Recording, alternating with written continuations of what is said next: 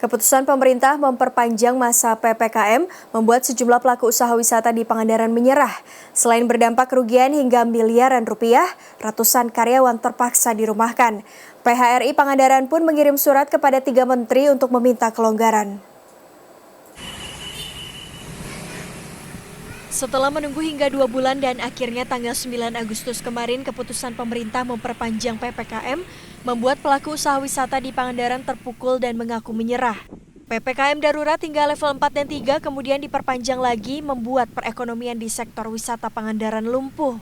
Menurut salah satu pengelola kafe resto, lumpuhnya ekonomi bagi pelaku usaha karena posisinya di kawasan wisata. Sementara di daerah lain, hotel resto sudah bisa buka meski dengan aturan-aturan tertentu. Menyampaikan permohonan kami kepada PHRI Kabupaten Pangandaran dan action yang dilakukan oleh PHRI Kabupaten Pangandaran yaitu dengan melayangkan surat permohonan kepada 3 menteri sesuai instruksi Imendagri sih saya kira di tempat lain hotel dan restoran itu bisa buka, tapi pengecualian di Pangandaran karena semua hotel dan restoran itu berada di kawasan wisata kami tidak bisa berbuat apa-apa. Jika menghitung kerugian dalam 1 bulan terakhir saja dari 350 hotel dan resto di Pangandaran mencapai 7 miliar lebih. Itu pun hanya dari satu sektor usaha yaitu hotel dan resto, belum sektor usaha lainnya.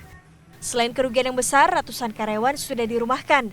Rata-rata 30% dari satu usaha hotel dan resto sudah merumahkan karyawannya akibat tidak sanggup menanggung beban kerugian. Jadi di Mendagri itu kan ada instruksi bahwa hotel dan restoran itu bisa buka dengan okupansi 50% dan restoran juga bisa buka dengan ketentuan-ketentuan tertentu. Maka kami dari PHRI BPC Pangandaran ini memohon kepada kementerian terkait untuk bisa membuka kawasan wisata Pangandaran ini dengan alasan bahwa hotel dan restoran kami itu hampir seluruhnya berada di kawasan wisata. Upaya terakhir PHRI saat ini adalah mencoba mengirimkan surat kepada 3 menteri yaitu Mendagri, Menteri Pariwisata, dan Menteri Kesehatan. Dengan mengirim surat permohonan kelonggaran ini, diharapkan ada solusi bagi pelaku usaha hotel dan resto serta ribuan karyawan di Pangandaran.